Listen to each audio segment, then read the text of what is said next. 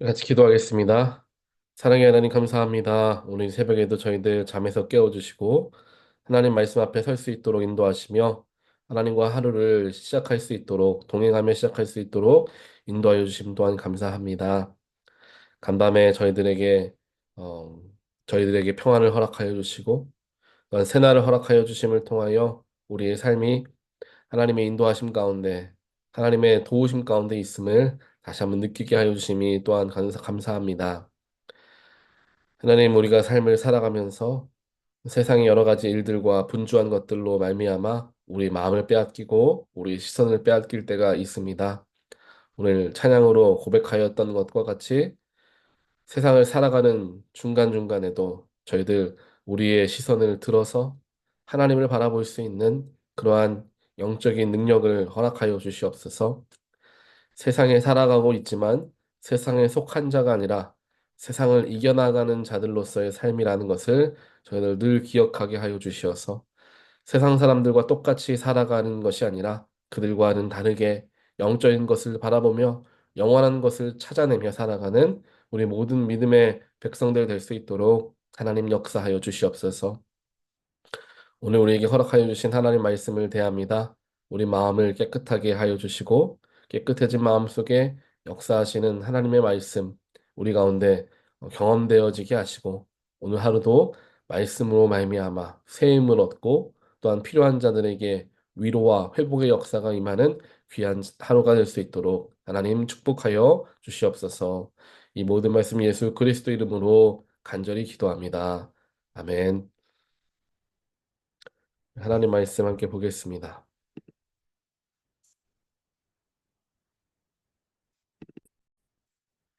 오늘 말씀은 누가복음 6장 말씀입니다. 안식일에 예수께서 밀밭 사이로 지나가시게 되었다.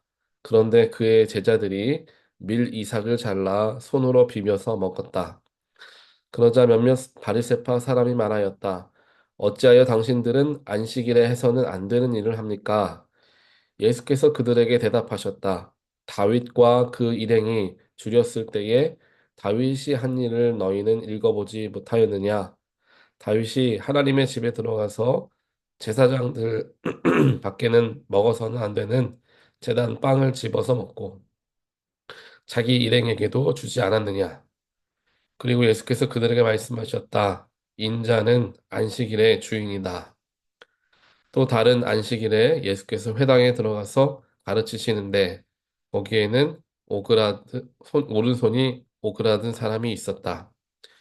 율법 학자들과 바리새파 사람들은 예수를 고발할 구실을 찾으려고 예수가 안식일에 병을 고치시는지 엿보고 있었다. 예수께서 그들의 생각을 아시고 손이 오그라든 사람에게 말씀하셨다.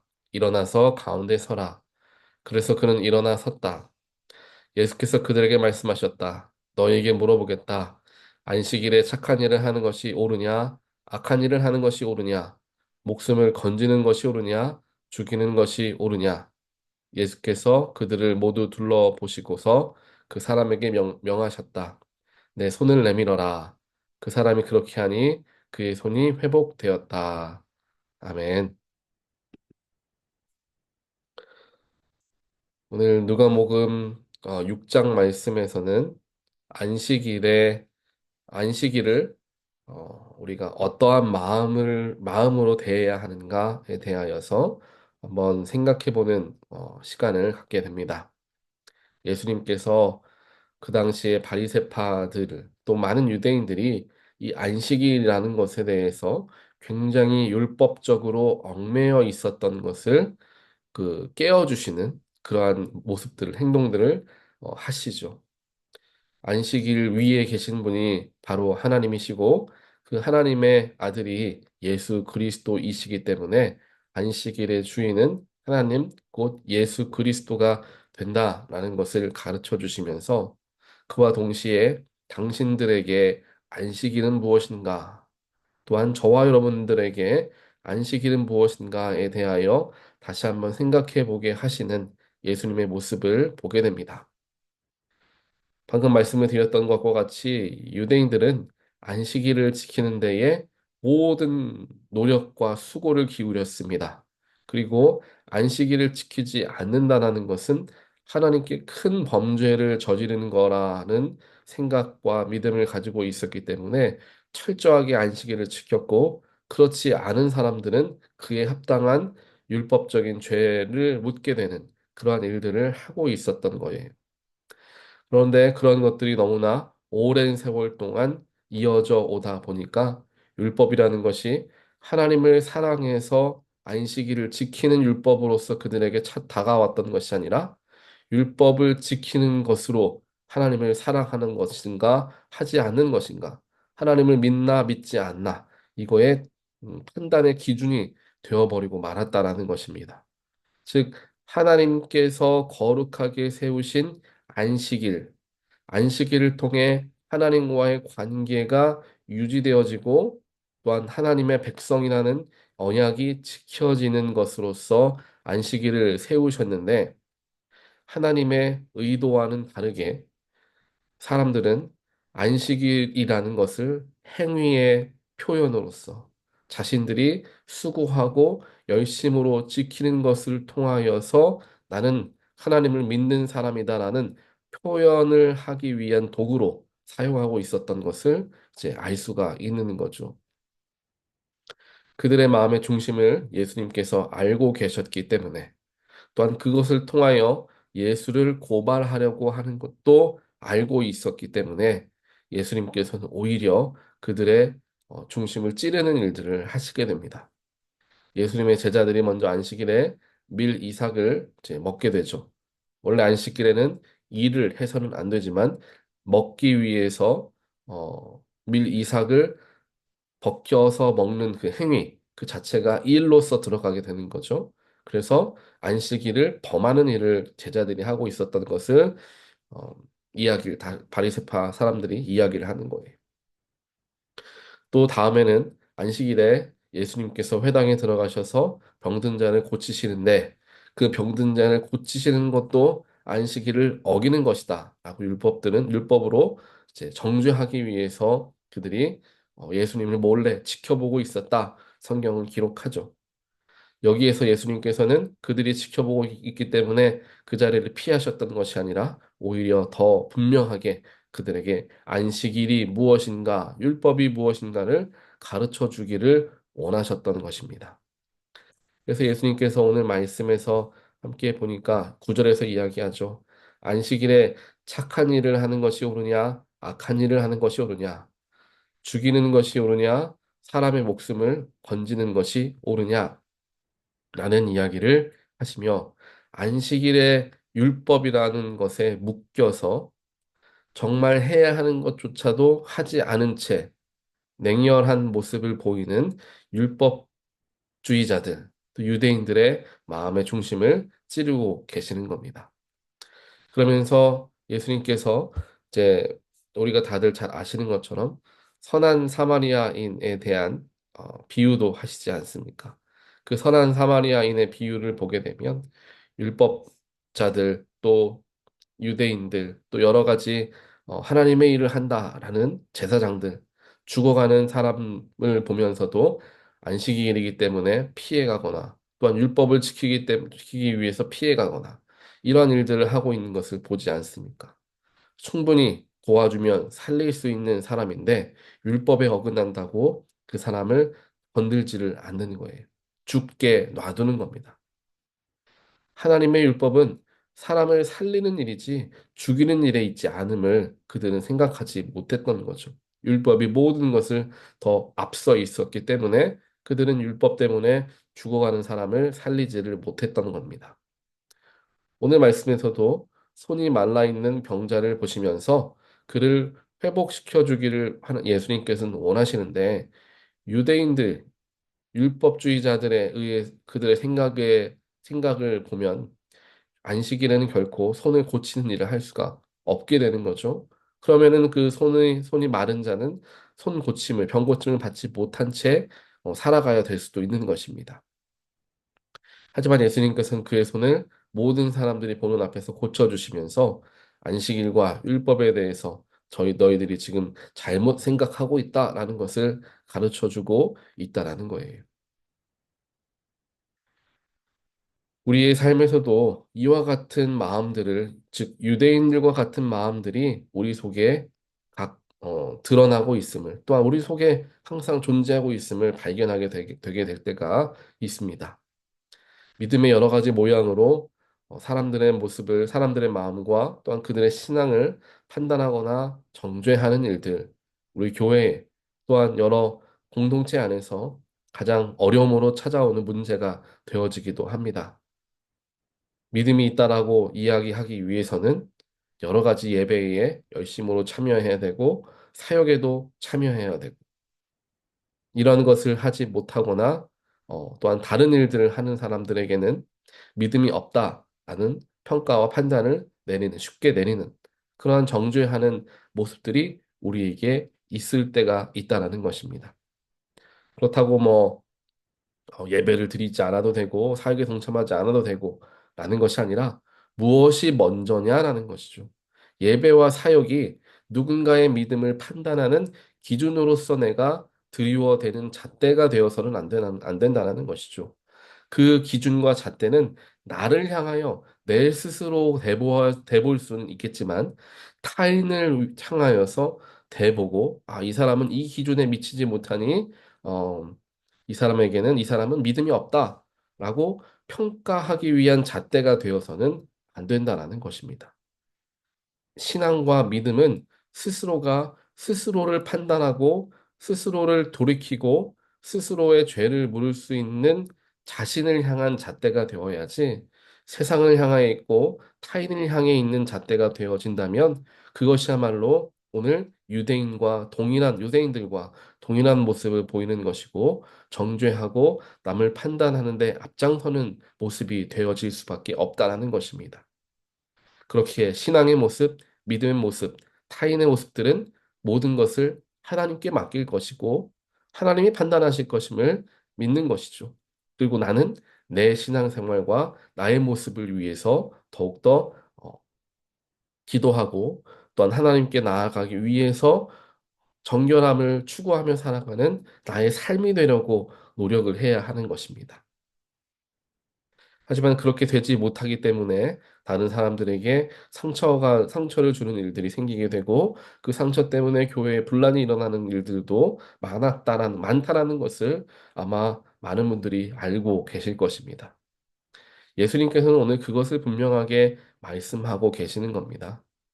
무엇이 중요한가를 우리가 분명하게 알아야 하는 것이고, 율법이라는 것은 하나님과 더 가까워지기 위해 나에게 필요한 하나의 도구가 되는 것이지, 타인을 정죄하기 위한 도구가 되지 못한다라는 것을 우리가 늘 기억하며 살아갈 수 있어야 한다라는 것을 오늘 하나님께서는 저와 여러분들에게 다시 한번 알려주길 원하십니다. 사실 이 말씀들 우리가 잘 알고 있는 말씀이고 그렇게 율법이라는 것을 상대방의 믿음을 재보는 잣대로 해서는 안 된다라는 것도 어떻게 보면 믿음의 상식으로서 우리가 다들 잘 알고 있습니다. 하지만 상식으로 여겨지는 이 일들이 나도 모르게 나의 삶에서 드러나게 될 때가 있다라는 거예요. 나는 그렇게 살고 있지 않다라고 생각했는데 내 마음을 잘 살펴보고 들여다보니까 그런 모습을 가지고 있을 때가 있죠. 왜 저 사람은 이라는 평가와 기준을 가지고 다른 사람들에 대한 생각을 많이 하게 될 때가 있습니다. 우리의 이 모습들이 우리의 영적인 건강 또한 우리 심리적인 건강과 연결되어져 있습니다. 내 영성과 나의 심리적인 상태가 불안하고 불안정할 때 우리는 우리 스스로를 돌아볼 시간을 많이 갖지 못합니다. 왜냐하면 불안하기 때문이죠. 나의 마음과 나의 모습과 나의 삶의 지금 형편이 불안하고 또한 만족스럽지 못하기 때문에 들여다보지를 못하는 겁니다. 내 안을 들여다보지 못하게 되면 무슨 일이 일어나느냐? 밖을 더 보게 되죠. 밖에 있는 것들을 바라보게 되고, 밖에 있는 것들을 판단하게 되고, 밖에 있는 것들에 대하여 지극히 많은 관심을 갖게 됩니다. 그래서 우리 스스로의 삶을 한번 되돌아보면 금방 그것을 발견할 수 있습니다. 나의 삶의 태도에서 또한 내가 생각하는 그런 삶의 생각들 속에서 타인과 세상적인 현상에 대해서 많이 생각하느냐? 아니면 내 스스로를 생각해보고, 아, 다음에는 내가, 예를 들어서, 뭐 여러 가지가 있을 것입니다. 뭐 나의 앞으로의 계획을 생각해 본다든지, 오늘 내가 했던 일들에 대해서 되돌아보며 반성을 해본다든지, 오늘 있었던 일들에 대해서 한번 내가 소화해 본다든지, 이렇게 내 내면을 들여다보는 시간보다 세상과 타인을 향하여 있었던 내 평가와 생각들이 내 마음에 더 가득하다면, 지금 내가 영적으로 혹은 심리적으로 불안정한 상태에 있다는 것을 깨우칠 수 있어야 됩니다. 그럴 때 우리는 주로 타인들을 정죄하거나 타인에 대해서 자꾸만 얘기하거나 타인에 대해서 생각하고 그 사람은 왜 그럴까? 왜 이런 문제가 있을까? 라고 생각을 한다라는 거죠. 그럴 때일수록 우리는 스스로를 더 돌아볼 수가 있어야 한다라는 거예요. 오늘 예수님께서 유대인들, 즉 율법학자들과 여러 율법에 묶여져 있었던 사람들에게 가르쳐 주길 원하셨던 게 그것입니다. 율법을 통하여 스스로를 들여다보고 그 스스로의 믿음과 신앙이 하나님께 더 가까워질 수 있도록 노력해야 하지. 율법을 가지고 너 잘하나 못하나 보자. 이렇게 하고 있으니 예수님이 가르쳐 주고 계신다라는 거예요.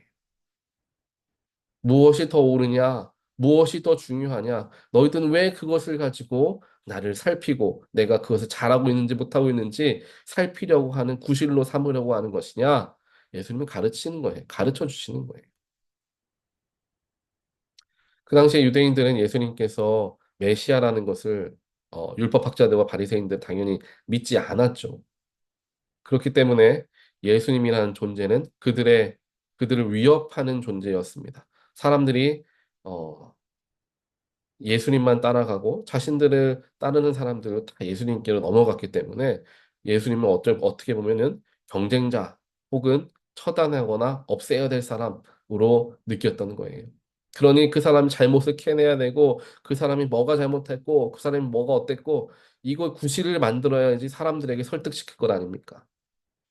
그런데 그들이 해야 할 것은 만약 메시아인지 그들이 몰랐다 하더라도 그들이 반응해야 하는 모습은 스스로의 모습을 생각해 봐야 되는 거죠. 왜 사람들이 우리 그룹을 떠나서 예수라는 사람을 지금 많이 쫓아가고 있는가? 그 속에 무엇이 담겨져 있는가? 살펴보고 나에게 부족한 것은 무엇인가를 살펴보는 일들을 했어야 하지 않았을까? 일단 메시아인지 아닌지 믿는 것이 어렵다고 한다면 그러한 부분들부터 살피는 게 맞지 않았을까라는 생각을 해봅니다. 저 여러분의 삶 속에서 삶에 예수님께서 오늘도 동일하게 말씀하십니다. 우리에게 신앙과 믿음은 무엇인가? 또한 나의 심리적, 나의 영적 상태를 바라보는 것이 타인과 세상을 판단하는 것보다 훨씬 유익하고 필요한 것임을 예수님께서 오늘 우리에게 가르쳐 주시고 또 오늘 하루 그렇게 살아보게 우리에게 권면하십니다.